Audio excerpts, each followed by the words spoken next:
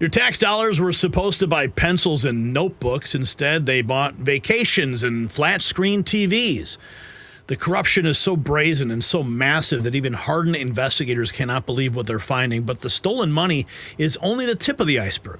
What's happening in our schools goes even deeper, into the classrooms, into the unions, into the very minds of our children. Teachers arrested for unspeakable crimes, activists bragging about radicalizing kids, test scores plummeting while indoctrination soars. The education establishment thought they could hide it forever. And then Trump's team started digging. And what they found will shock every parent in America. So keep on watching.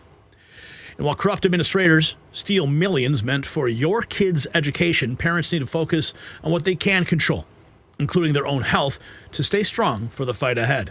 As we age, our body's collagen production declines, affecting our energy and our resilience, and that's why I've relied on ageless multi-collagen for years. It includes 5 key types of collagen, perfectly blended for faster absorption. Just like we're fighting to restore integrity to our schools, we need to restore our bodies too. Every order helps feed hungry children through NoKidHungry.org. Get 51% off at healthwithgary.com and join the battle. Okay, so check this out. This is just in from Governor DeSantis out of Florida, announcing legal action against 2 major textbook publishers that have been exploiting our school districts at the expense of our taxpayers, at the expense of our students. Damages, we're holding them accountable for a different reason. Today, we're announcing that we're taking action against 2 major textbook publishers that have been exploiting our school districts at the expense of our taxpayers and at the expense of our students. Through a whistleblower complaint filed with the Attorney General's office, the state of Florida has learned that some of our school districts were being overcharged by millions of dollars for these instructional materials.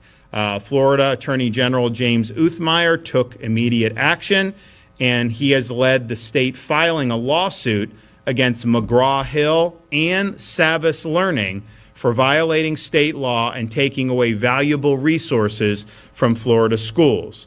When textbook publishers apply to be placed in the state's adopted textbook list, they agree in writing to automatically reduce the price of instructional materials to the district school board to match reductions that have been made in other places throughout the United States of America. And that was not being done by these 2 textbook companies. The complaint filed by the Attorney General states that there have been at least 5,900 instances of overcharges by these textbook publishers. One example, right here in Osceola County School District, overcharge of more than $279,000. Now, with treble damages available, not including civil penalties or the attorney's fees and court costs, that amounts to Savis Learning having a potential liability of more than $837,000 in damages for just 1 textbook sold to 1 school district in just 1 year.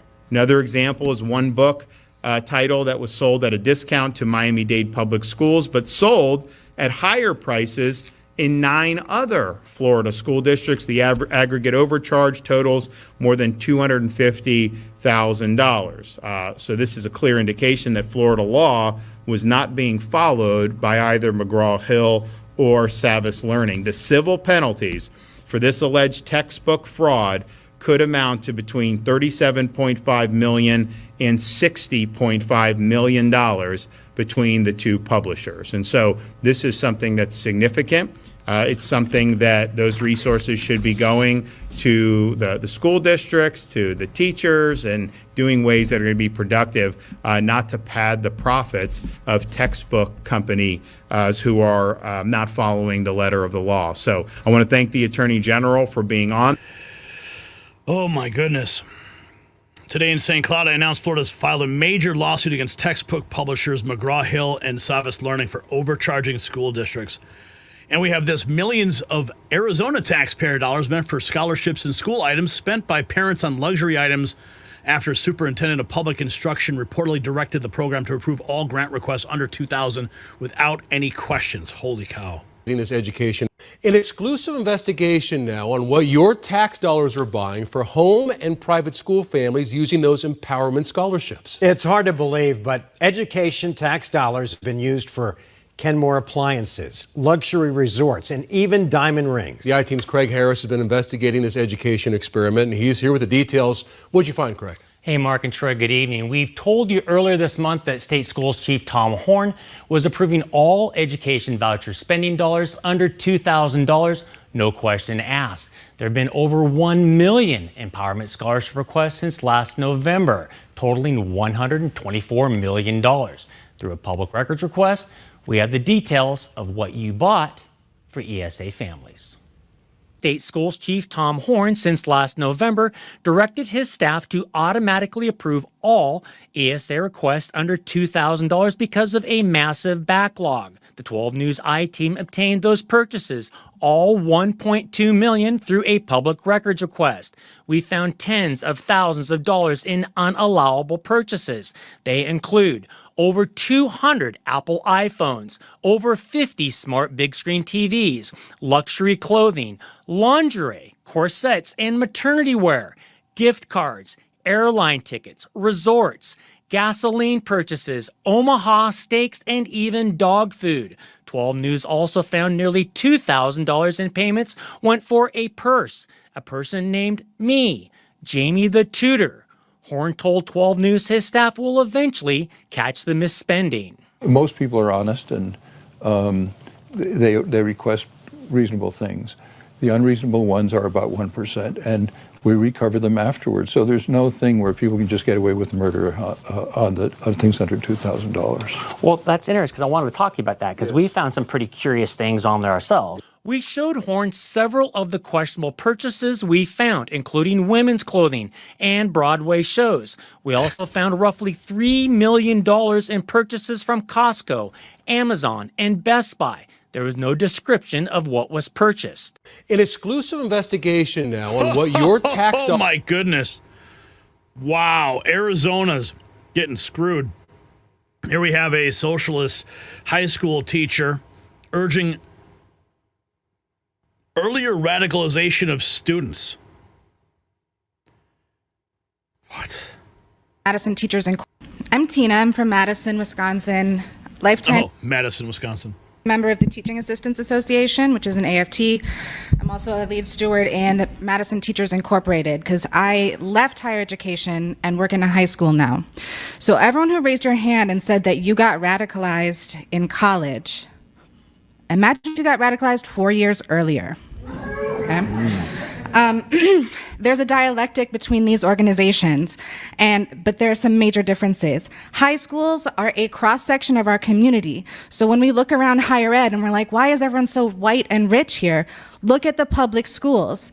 Now, people do a lot of research on like, what's going wrong in public schools? Why are children struggling to read? Why are there these dropout rates? And they all say, well, not all, but a lot of people point to teacher preparation programs, which is in part a backhanded way to challenge teachers' unions, right? And I do want to say there is no organization that does more to improve the conditions of the lives of children than teachers' unions. and I have 3 minutes. So we need to train high schoolers how to organize. High school teachers, our hands are really tied. They're banning books, they're cutting funding, and we all, like, if you have children in school and they're in a club, that teacher is not paid for that time, whoever is advising them. They're going in on their lunches, y'all know, it's a lot. Okay, we help children. The next thing.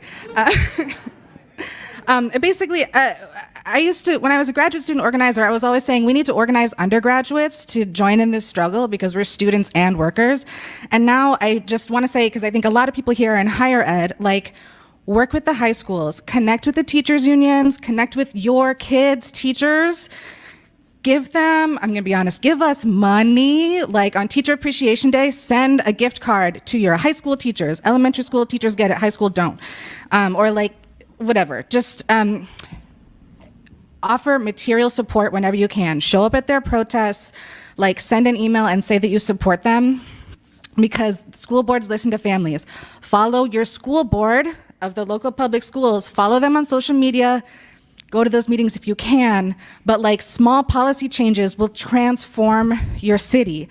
That's how we get people into higher education, is through having strong public schools. Now, I want to say, if you're on campus and you're organizing, you have a school of education, probably, right? There's a place where people learn how to become teachers. Why are K-12 teachers overwhelmingly white and from like well-to-do families or rural areas? Higher education is a really hostile space for students of color. I'm not going to explain that, but thank you much. Yeah, I mean, no, I'm not stopping you. I'm just letting you know we're at 3 minutes, but it's fine. Continue. okay, sorry, 30 seconds. University of Wisconsin-Madison is one of the top schools of education in the country. It used to be 300 students applied every year for the School of Ed, 200 were rejected. Now we accept everyone, they go into classrooms, it's not for them. That means there's 200 people every year in my city who want to do good and are willing to do extra work for no money and spend an entire year unpaid in student teaching, and they're just kind of lost, right? So now you heard it from her, how they want to indoctrinate your kids. Oh, and speaking of indoctrinating your kids, here's this. A second Wisconsin teacher. Okay. Now that person was from Madison, Wisconsin. She said she was working in higher education. Now she's in high school. Here's a second Wisconsin teacher arrested for sexual misconduct of students.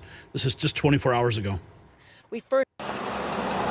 Rivercrest Elementary quiet in these waning weeks of summer. But according to court documents, this was the site of not one, but two series of crimes committed by two different but connected teachers against two different fifth grade students.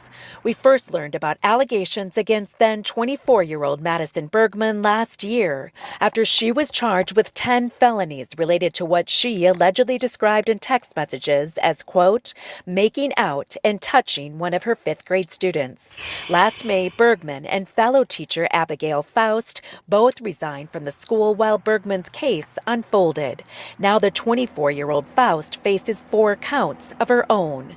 In a criminal complaint first filed Monday, Faust is accused of knowing about the relationship between Bergman and the student with whom she was involved and not reporting it. But the complaint also documents through Bergman's text messages, other student accounts, and eventually the student himself, an inappropriate relationship between Faust and a fifth grade student in her class.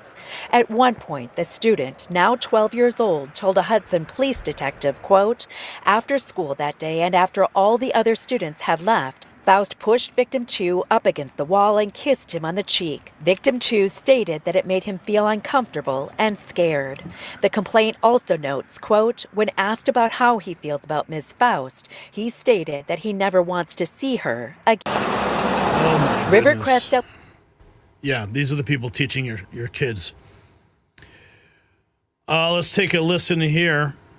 Looks like we may have a Charlie Kirk moment. In 10 years from now. I just wanted to ask you, what do you say to those that are against homeschooling? Well, they can apply for a job from you in 10 years from now. So.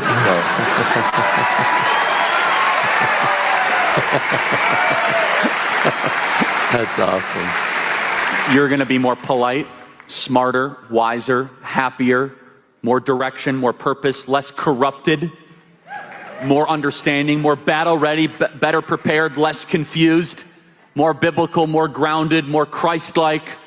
If you are homeschool your kids if you can. If you can, homeschool your kids.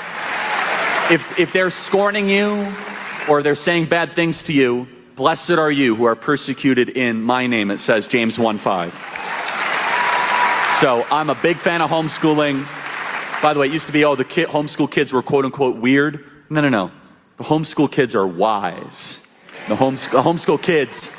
They're going to be the ones that are going to be running society. My money's on the homeschool kids more so than anybody else. God bless you. Stay strong. Thank you. Amen.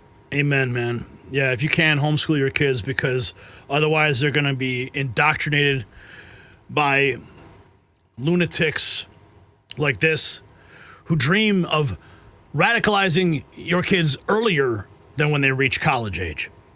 Or touched inappropriately in 5th grade. Let's check in with the education secretary.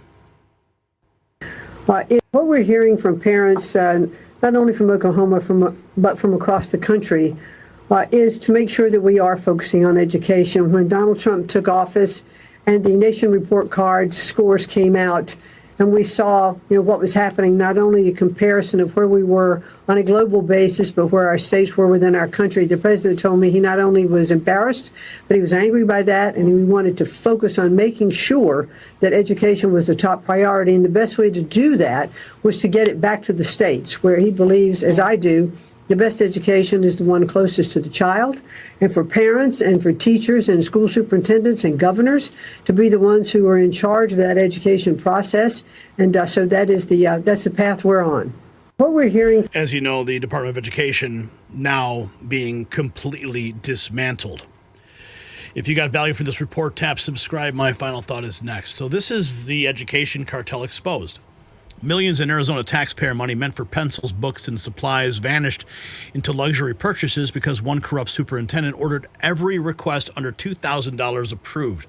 No questions asked. In Wisconsin, multiple teachers from the same school arrested for crimes against students. At Socialist conferences, union organizers openly strategize about radicalizing 14-year-olds before they can think for themselves, and they wonder why test scores are crashing.